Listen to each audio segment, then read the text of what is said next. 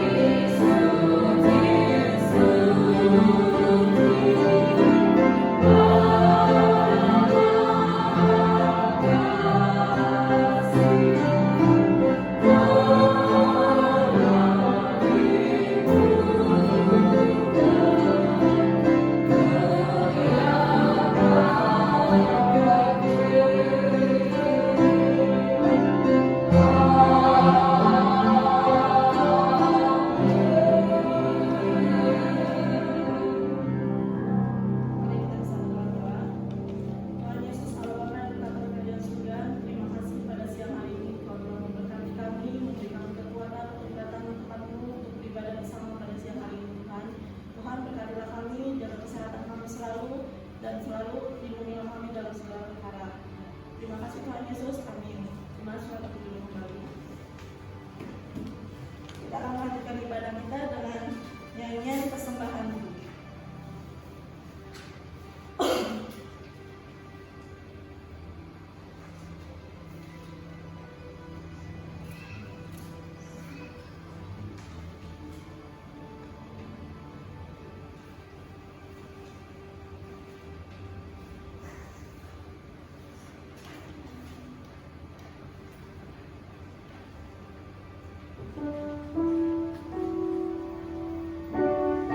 Thank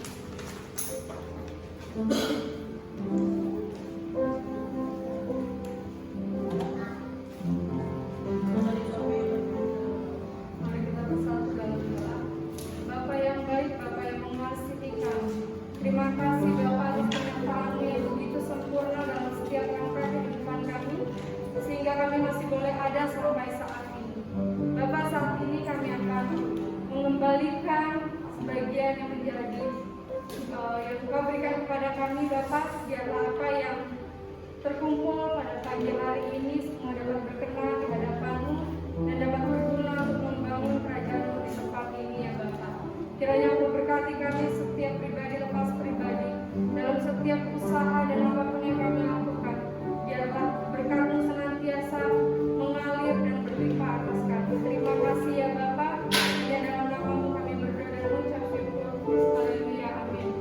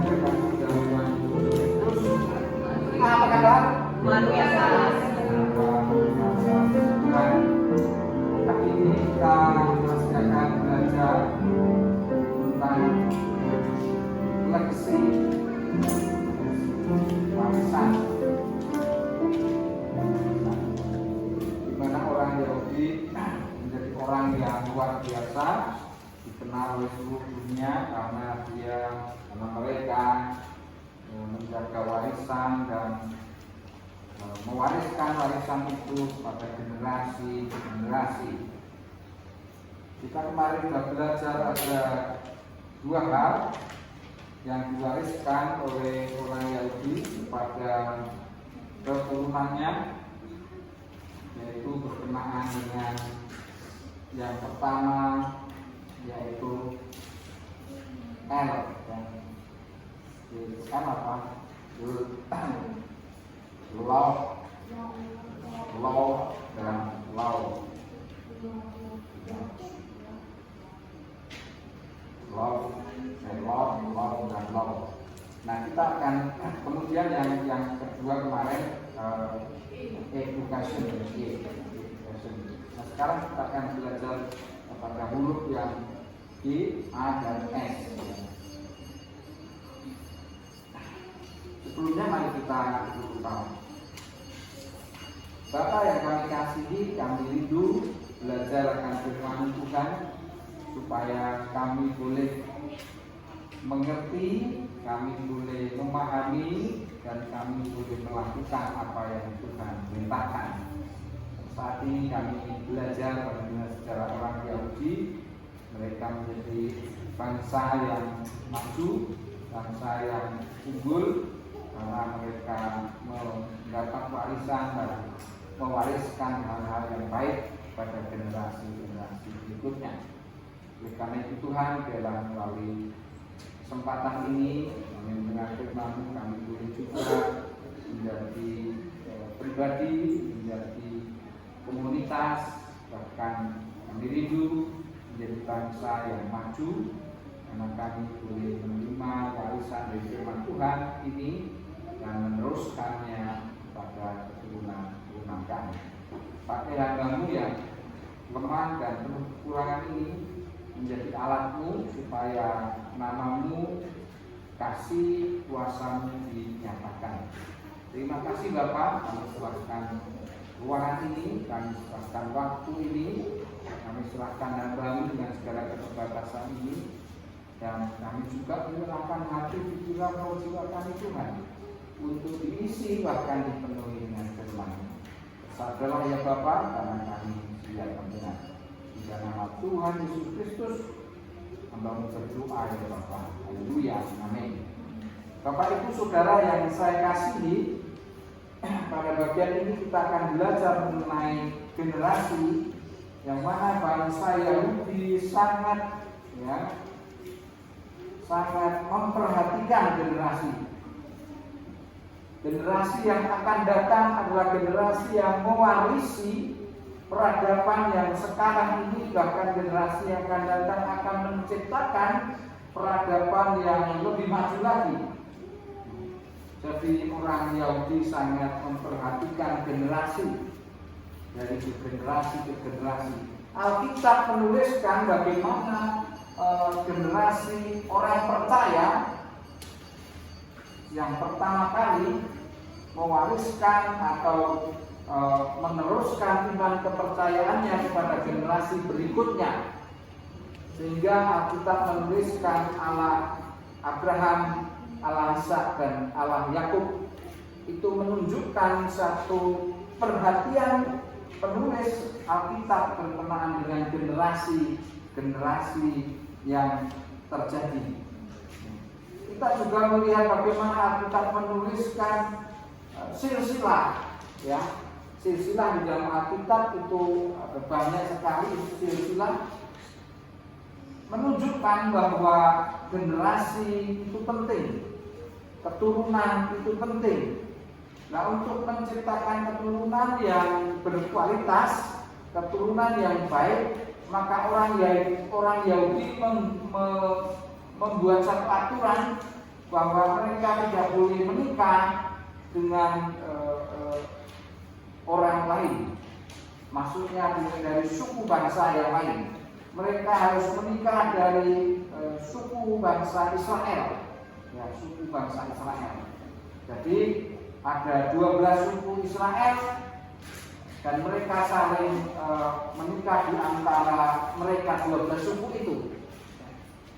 Sehingga hal yang dilakukan ini untuk memelihara bukan saja tentang klan atau tentang suku mereka atau bangsa mereka, tetapi juga memelihara akan iman keyakinan mereka kepada Tuhan. Kita bisa melihat bagaimana orang-orang Yahudi, bapak-bapak leluhur mereka itu mewanti-wanti kepada bujangnya, kepada hambanya untuk mengambilkan istri bagi anaknya seperti yang diperintahkan oleh tuannya itu. Dan kita, kalau kita melihat di dalam kehidupan kekristenan, kita juga membaca bagaimana Tuhan Allah tidak menghendaki kita menikah dengan orang yang bukan seiman. Kita boleh membaca ya di dalam 2 Korintus pasal 6 ayat 14. Mari kita lihat 2 Korintus pasal 6 ayat 14.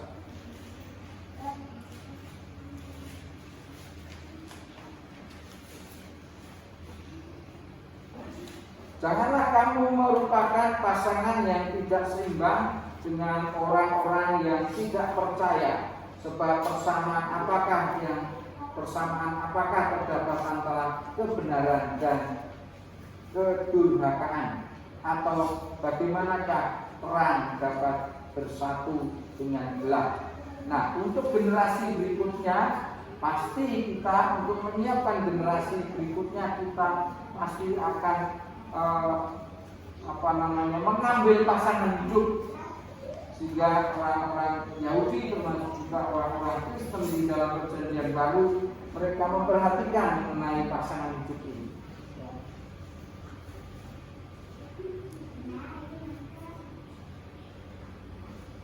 Nah,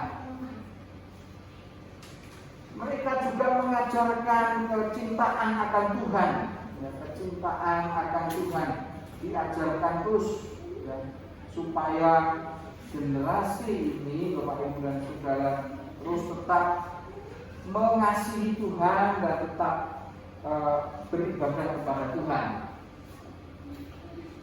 Inilah generasi, dari generasi ke generasi mereka memelihara ini. Ini buktinya bahwa sampai sekarang, Bapak Ibu dan Saudara, orang-orang Yahudi itu bisa ditelusuri silsilahnya, karena ada silsilahnya, ada keluarga yang memiliki pohon silsilah, pohon keturunan, sehingga bisa diketahui ini orang Yahudi. Ada suku-suku Israel yang akhirnya tidak jelas. Orang Israel ini hanya tinggal satu suku ini, yaitu suku apa? Yang Yahudi atau suku Yehuda. Sedang suku yang lain, 11 suku itu sudah tidak jelas keturunannya, karena mereka kawin campur dengan bangsa-bangsa lain, sehingga keturunannya tidak jelas. Tetapi suku Yehuda ini begitu memperhatikan ini, dan mereka tetap eksis akhirnya. Jadi Bapak Ibu dan Saudara, kita diberi tugas oleh Tuhan untuk juga memiliki satu sikap yang serupa dengan orang Yahudi ini, yaitu untuk menciptakan keturunan, menciptakan generasi berikutnya, yang generasi yang mengasihi Tuhan, yang mengenal Tuhan, generasi yang mengasihi Tuhan, generasi yang takut akan Tuhan, melakukan hukum Tuhan. Nah, itu bisa terjadi Bapak Ibu dan Saudara, dimulai dengan komitmen kita sebagai individu, kemudian juga komitmen sebagai komunitas, sebagai kelompok. Adanya kesadaran kolektif, tidak hanya kesadaran individu, tapi juga kesadaran kolektif untuk menciptakan generasi yang baik, yaitu dengan cara yang pertama ialah mengambil pasangan, menikah dengan orang-orang yang memang Tuhan sudah perintahkan. Kalau kita membaca dari 2 Korintus 16 ayat 14 tadi, Tuhan perintahkan kita untuk mengambil pasangan yang merupakan pasangan yang mengenal Tuhan, yang percaya Tuhan, pasangan yang mengasihi Tuhan, sehingga di dalam kehidupan keluarga itu nanti akan terbangun satu kebiasaan, satu budaya, satu habit atau kebiasaan yang baik. Coba kalau sebuah keluarga tercipta dari pasangan yang satu mengenal Tuhan, yang lain tidak mengenal Tuhan, nanti anak-anaknya menjadi bingung, anak-anaknya menjadi ikut siapa, ya. Anak-anaknya jadi tidak mengerti apa yang harus diikuti.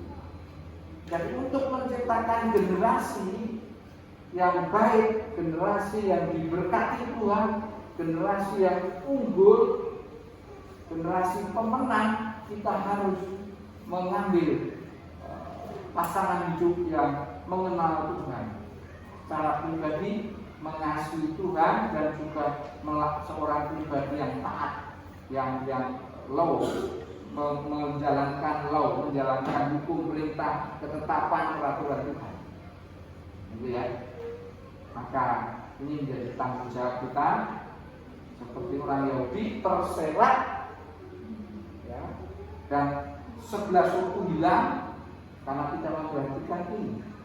Tetapi suku Yehuda tetap ada, menjadi suku Yahudi, Yahudi yang akhirnya menjadi negara, menjadi bangsa yang unggul sampai sekarang.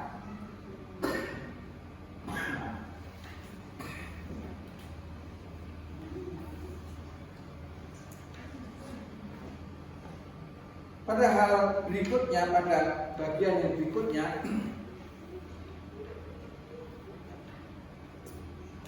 orang Yahudi adalah orang yang dapat beradaptasi, dan orang yang mengajarkan adaptasi ini kepada anak-anak mereka, kepada keturunan mereka, karena mereka menyadari bahwa satu spesies, termasuk di dalamnya manusia, yang dapat tetap eksis, ya, tetap ada, ya, tetap eksis, itu adalah spesies yang dapat beradaptasi. Kalau spesies tidak dapat beradaptasi, maka musnah, maka akan punah. Nah, ini hukum alam. Kalau spesies yang ada sampai dengan sekarang itu karena mereka, termasuk manusia kita, dapat beradaptasi. Nah, orang Yahudi ini mengajarkan kepada keturunannya kehidupan yang dapat beradaptasi, bagaimana mencapai sebuah tujuan di dalam segala situasi yang ada. Itu yang diajarkan. Kalau kita membaca ayat 7 di dalam Ulangan pasal 6 nats kita dapat membaca di situ mereka belajar di dalam setiap kesempatan, dalam segala situasi, dalam segala kondisi. Mereka belajar di saat mereka duduk di rumah, di saat dalam perjalanan, di saat mereka berbaring, di saat mereka bangun. Mereka belajar. Ini dari kecil mereka dididik untuk beradaptasi, menyerap, mengerti, memahami semua materi pelajaran, yaitu Tanakh, ya, Taurat, Nabi dan Ketubim. Itu namanya Tanakh, itu kitab orang Yahudi. Ya. Memang sebelum Ulangan ini ditulis memang belum ada. Ini ketika Ulangan ini ditulis belum ada Tanakh, adanya baru Taurat. Ya, Taurat itu pun baru masih kitab Ulangan ini, Kejadian, Keluaran, Bilangan, Ulangan ini baru sampai pasal yang ke-6 ini. tetapi mereka mulai dilatih untuk dapat menyerap pelajaran di dalam segala situasi. Ketika mereka duduk di rumah, ketika dalam perjalanan, ketika berbaring, ketika bangun. Ini pelajaran yang mungkin remeh, mungkin tidak terlalu diperhatikan, tetapi adaptasi ini menjadi dasar bagi orang Israel, bagi orang Yahudi khususnya, untuk mereka dapat beradaptasi di dalam setiap situasi. Dan akhirnya berhasil, Bapak Ibu dan Saudara. Dalam segala situasi mereka akhirnya dapat menjadi pemenang. Bapak Ibu Saudara yang saya kasih, bangsa Yahudi ini ditindas, bangsa Yahudi ini dibantai oleh bangsa-bangsa yang lain, ya. Ditindas oleh bangsa Babel, ya. Ditindas oleh bangsa Mesir, sebelumnya bangsa Mesir, kemudian bangsa Babel, kemudian ditindas lagi di dalam abad yang ke-19, 18-19. Sebelumnya abad pertama ditindas oleh bangsa Romawi, dan abad yang ke-18-19 ya ditindas oleh orang-orang Nazi Jerman. Tetapi mereka menjadi bangsa yang luar biasa, bangsa yang tetap eksis, bahkan menjadi berkat bagi banyak bangsa. Banyak orang Yahudi menjadi pemenang, ya, pemenang Nobel, ya. Sudah menjadi langganan. Kalau Nobel itu pasti ada orang Yahudi yang mendapat Nobel. Sampai dengan tahun 2013, ya, ada 178 orang Yahudi yang mendapat Nobel dari berbagai kategori. Luar biasa, Bapak Ibu. Orang Yahudi, orang-orang yang pandai, orang-orang yang cerdik, karena dia ditempa oleh keadaan, situasi, dan dapat beradaptasi. Nah, dalam situasi pandemi ini, banyak orang, banyak usaha yang tutup, banyak orang bahkan yang meninggal karena tidak bisa beradaptasi. Orang yang kurang sehat tidak bisa beradaptasi dengan adanya virus, terinfeksi, akhirnya kalah dan meninggal. Tetapi yang bisa beradaptasi, yang kena terinfeksi tetapi bisa bertahan, bahkan menjadi kebal. Di tengah pandemi ini banyak perusahaan, banyak badan usaha yang tutup, bangkrut karena tidak bisa beradaptasi. Sebelum pandemi bahkan banyak perusahaan yang goyah dan tutup. Dulu orang itu kalau potret-potret itu menggunakan roll film, ya. Ada isi 24, ada yang isi 36, sama singkat gitu. Harus berhati-hati ketika mau memasang di kamera, ya. Kalau kurang pintar pasangnya, ya banyak yang kebuang ke belakang, ya. Kalau sudah 24 ya sudah, paling ada bonus berapa, 2-3 film. Kalau sudah 20, 30 ya sudah habis ya. Tetapi sekarang ya kertas foto yang dulu dipakai, film, ya, film foto itu sudah tidak laku lagi, dan mereka mengalami kebangkrutan. Uji film, ya, Kodak, film dan lain sebagainya. Banyak perusahaan bangkrut dengan ditemukan ya ini smartphone atau kamera digital, ya.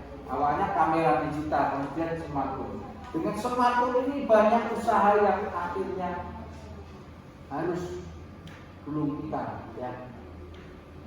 Banyak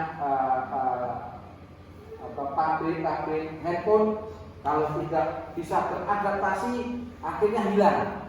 Ya, dulu ada namanya Sony Ericsson, ya, kemudian Nokia, ya, tergila semua. Ya, Nokia sekarang ya ada tapi nggak sehebat dulu ya. Sekarang yang sedang merajai iPhone dan Samsung, ya. Harus bisa beradaptasi. Jadi adaptasi ini penting, dan orang yang pintar beradaptasi, mengadakan perubahan-perubahan, menemukan Facebook, ya, perusahaan Microsoft, ya, yang penyedia software itu, ya. Siapa itu? Orang. Mereka menemukan piranti-piranti untuk digunakan di dalam kehidupan ini.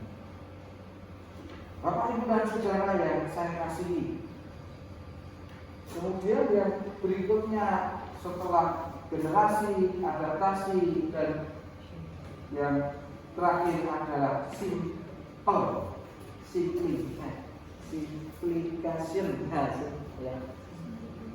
simplification, ya. Memudahkan, menyederhanakan, ya. Jadi mereka simpel sekali di dalam mengajarkan kepada anak-anaknya mengenai hal-hal yang harus mereka ketahui.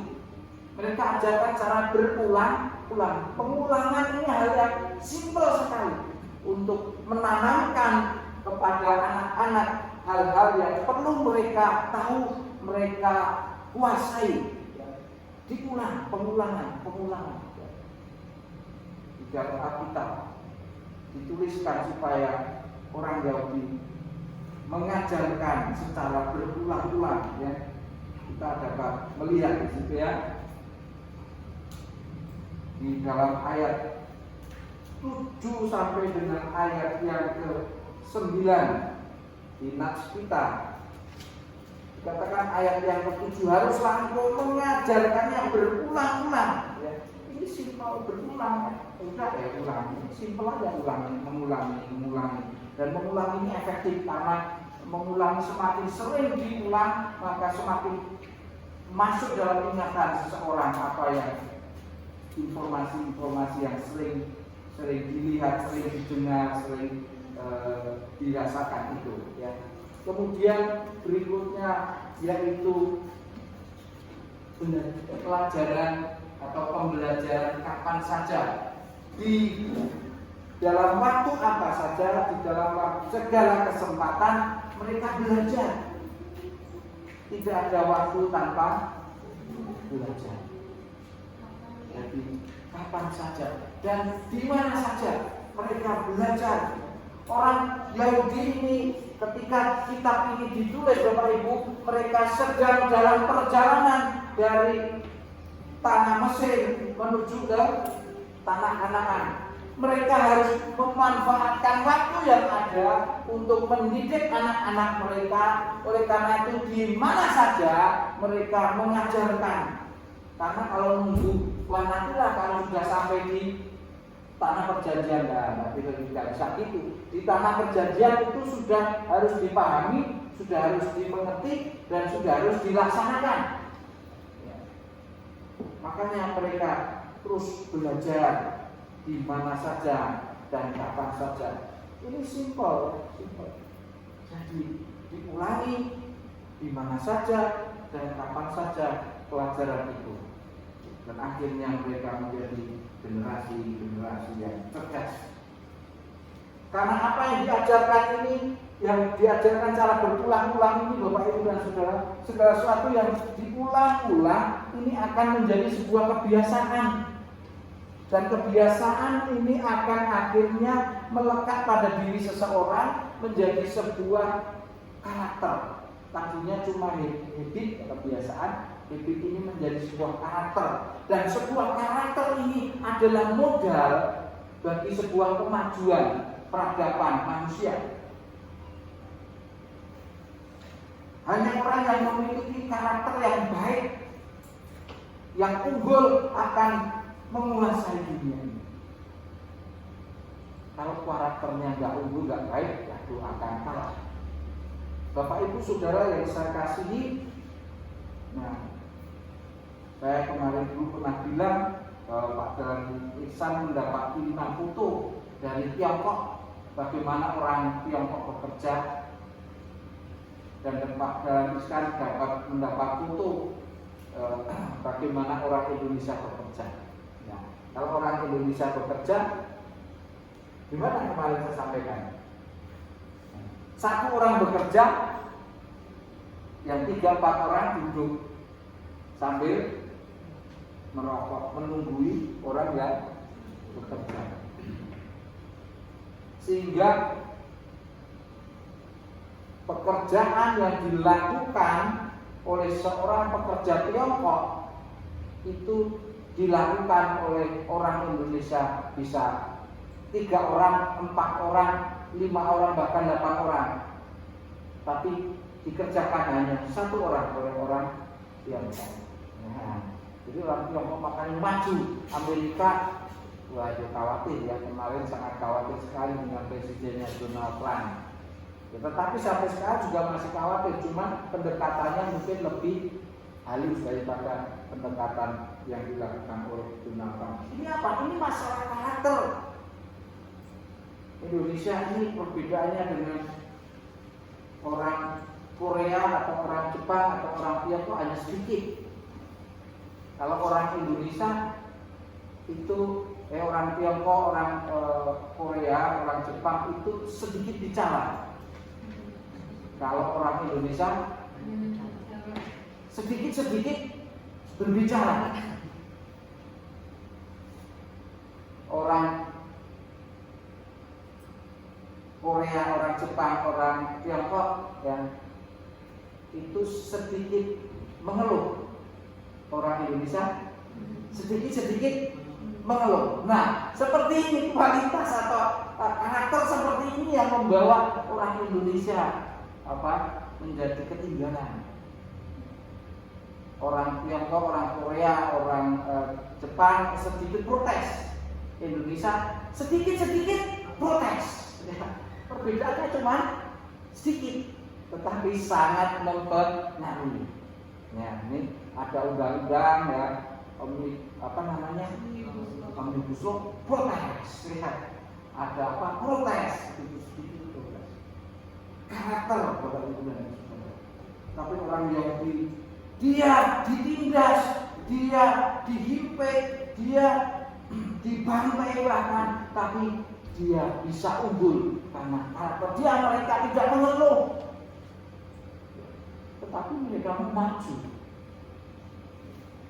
Nah, di bangsa kita tidak demikian. Oleh karena itu, kita sebagai orang-orang percaya yang mewarisi iman Abraham, Ishak, dan Yakub, walaupun kita bukan orang Yahudi, tetapi secara keyakinan ada benang merahnya. Kita harus belajar seperti orang Yahudi.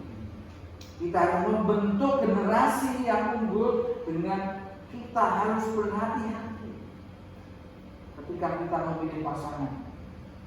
Kita harus berhati-hati. Kita mengajarkan kepada anak-anak kita, mengajarkan tentang pengenalan akan Tuhan, mengajarkan tentang mengasihi Tuhan dan sesama, mengajarkan tentang taat hukum.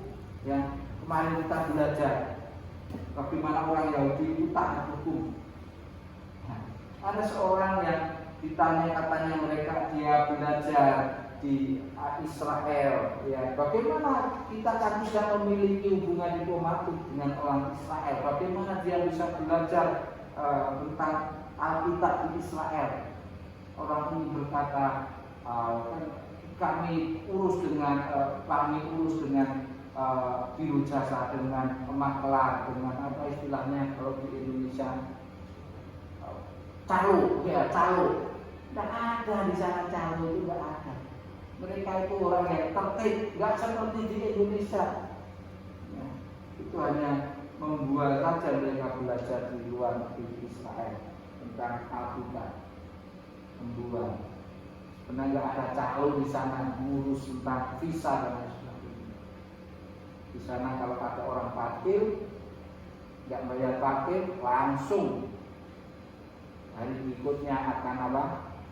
Saya bisa sampaikan kartu tilang, denda yang akan ditangisi untuk bayar itu karena begitu sangat mahal. Mereka negara tertib hukum. Di Indonesia secara kolektif tidak tertib karena orang-orangnya tidak tertib, akhirnya membentuk satu kebiasaan kolektif yang tidak tertib. Nah, Bapak Ibu dan Saudara, kita berusaha harus menciptakan generasi yang kita warisi dengan cinta kasih pada Allah, pengenalan akan Allah, ketaatan hukum, dan kita beri mereka satu pelajaran supaya mereka mampu beradaptasi dengan segala situasi dan kondisi.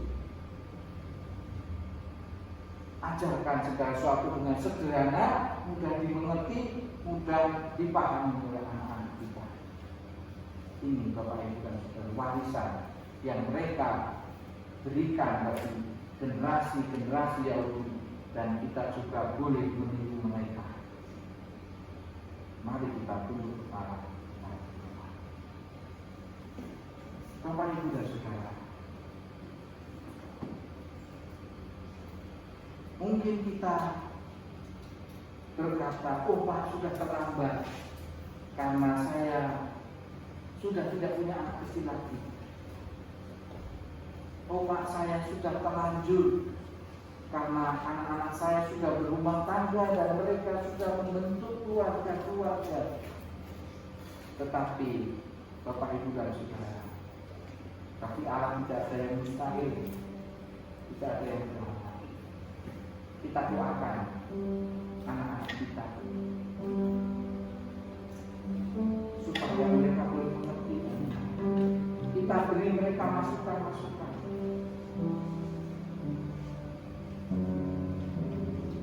Supaya mereka boleh menciptakan generasi-generasi yang luar biasa, yang mengenal Tuhan Allah di dalam Yesus Kristus, yang mengasihi Tuhan Allah, dan yang juga menaati perintah Tuhan Allah, juga perintah manusia. Kita beri mereka masukan. Bagi orang-orang muda yang belum nikah, perhatikan, jangan sembarang asal ambil pasangan hidup, pasangan yang akan menyertai saudara-saudara sampai kepada akhir kehidupan. Pasangan yang akan selamanya bersama-sama dengan kita. Akan kita ajak memikirkan, melakukan banyak perkara di dalam kehidupan. Perhatikan firman Tuhan, jangan ambil pasangan yang tidak seiman. Kalau kita mengasihi Tuhan, kalau kita mengenal Tuhan, mengasihi Tuhan, kita akan mengikuti perintah Tuhan, undang-undang hukum Tuhan. Jangan kamu mengambil pasangan yang tidak seiman. Tidak ada persamaan antara gelap dan terang, antara kejahatan. Mulailah kita sebagai pribadi berkomitmen untuk menciptakan generasi yang unggul dengan memperhatikan dan dengan mengikuti perintah Tuhan, mengambil pasangan. Kita terus ajarkan kepada anak-anak kita hal-hal yang baik, mengenal akan Tuhan, cinta kasih akan Tuhan dan sesama, menjalankan lakukan perintah Tuhan,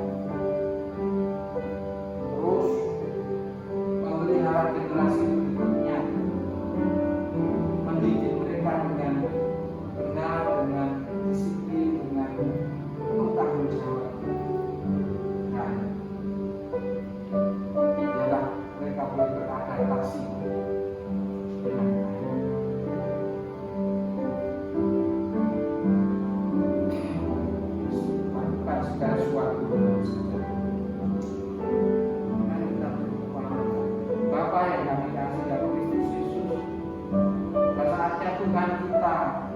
kami akan mengakhiri ibadah ini.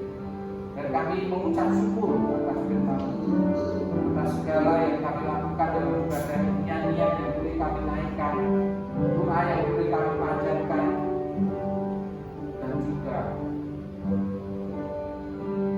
persembahan yang kami aturkan. Bila semua menjadi jumpa yang harum di hadapan Tuhan yang nama Tuhan.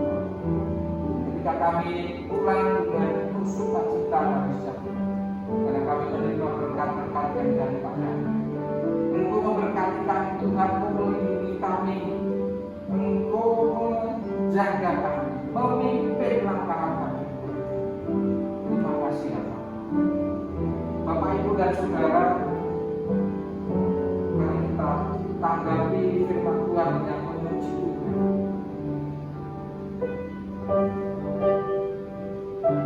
Mari kita membuka nyanyian kita, nyanyian nomor 323, menangkan dalam Yesus.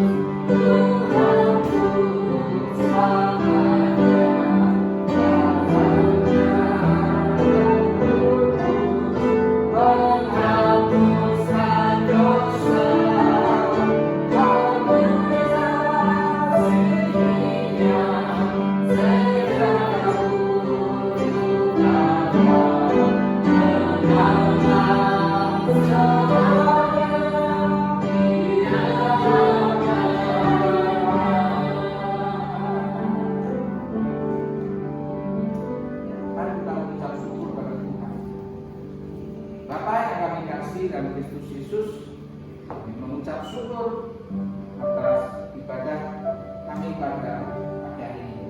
Biarlah kami menjadi generasi yang menciptakan generasi-generasi kami mewariskan firman Tuhan, yaitu pengenalan akan Tuhan, kecintaan akan Tuhan dan sesama, juga tindakan yang taat akan hukum. Satu kehidupan yang memperhatikan generasi berikutnya, kehidupan yang dapat beradaptasi dengan segala perubahan yang terjadi, juga kehidupan yang melakukan segala sesuatu dengan sederhana. Kami juga rindu Tuhan menjadi generasi yang terus menciptakan generasi yang lebih baik, semakin baik, dan amat baik. Terima kasih Bapak, kami nantikan dengan sukacita karena membawa berkat-Mu, dan kami terus akan membimbing, sertai, memberkati, melindungi dalam kehidupan. Terima kasih ya Bapak Ibu dan Saudara yang sekasihi dalam Tuhan Yesus, arahkanlah diri Bapak Ibu dan Saudara kepada Tuhan dan terimalah berkat yang daripadanya. Tuhan memberkati engkau dan melindungi engkau. Tuhan menyinari engkau dengan wajah-Nya dan memberi engkau kasih karunia. Tuhan menghadapkan wajah-Nya kepadamu dan memberi engkau damai